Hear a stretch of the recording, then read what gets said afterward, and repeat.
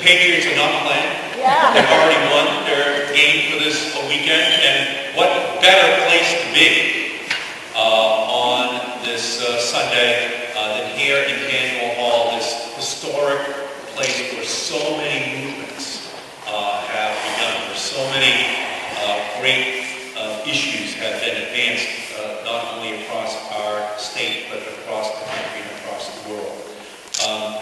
George Bacharach, the head of the Environmental League of Massachusetts, that's the umbrella group for all of the environmental groups in the state of Massachusetts. He works all day, every day, insistently, persistently, consistently fighting to put together this environmental movement so that Massachusetts will be the leader, and we are. And we thank you, George.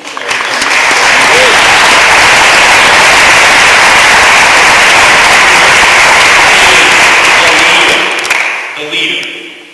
So in 1775, not too far from this spot, we call the Cradle of Liberty, Paul Revere started on his ride to alert Massachusetts revolutionaries of an invasion coming from the sea. In 2012, Sandy was our warning that climate change could bring an invasion here in Massachusetts from the sea itself. Climate scientists and activists are modern-day Paul Revere's, sounding the alarm about climate change. In the wake of Sandy, now those of us on the East Coast hear the alarm loud and clear. Superstorm Sandy was an unprecedented storm, and it should be no surprise. In 2011, Americans endured 14 extreme weather disasters that each cost $1 billion or more. 2012 started with early and severe tornadoes fueled in part by the warm water of the Gulf of Mexico. That same warm water led to the formation of 2 tropical depressions in May, even before hurricane season started. Hurricane Isaac curtailed the Republican convention in September. And at the very end of the hurricane season, Sandy left her scar on the East Coast. Lives were lost, homes destroyed, families struggled to stay warm without power for weeks. Some were without power. Superstorm Sandy was supercharged and steered by climate change in 3 different ways. First, it is hotter. This year is on track to be the hottest on record for the continental United States. Climate change is heating up the oceans, including the Atlantic off of the East Coast, where ocean temperature readings earlier this year were the hottest they have ever been in a record that stretches back to 1854. That warmer water fuels stronger storms. Second, it is higher. That heat is melting glaciers and expanding the water in the oceans and raising sea levels. And it's happening faster here along the eastern seaboard, where sea level has risen up to 4 times faster than other parts of the globe. When you combine a stronger storm with high tides and sea level rise, you get devastation like we have now just seen with Sandy.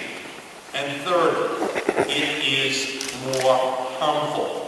The seas are hotter, the sea levels are higher, the storms are stronger, and because of the dramatic changes in the Arctic, including disappearance of sea ice, scientists think this melting could be affecting the jet stream.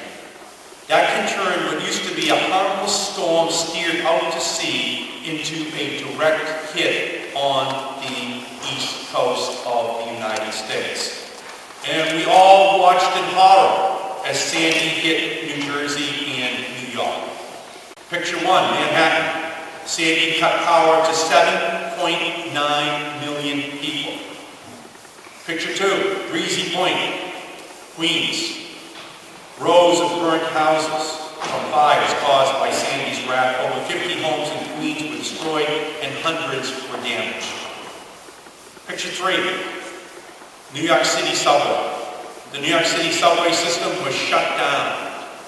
5 million people used the New York City subway system per day. 7 tunnels, including the East River, flooded. Under the East River flooded. It was the worst disaster in the 108-year history of the New York City subway system. Picture 4, Tuckerton, New Jersey. The storm surge blasted that small town, whose population is just 3,000 people. It destroyed 8 homes and delivered massive damage to another 300. Picture 5, Lower Manhattan, the financial district. Cars were swept up by surging water, washed into a basement garage in the financial district. Picture 6, Sandy from space, the satellite image of the massive Sandy from outer space, covering an area unprecedented in its scope. And as of earlier this week, 3 weeks after the storm struck, thousands were still without power. 18,000 in Long Island, 2,000 in New York City, 14,000 in New Jersey. So we are left to ask ourselves, what if Sandy had hit Boston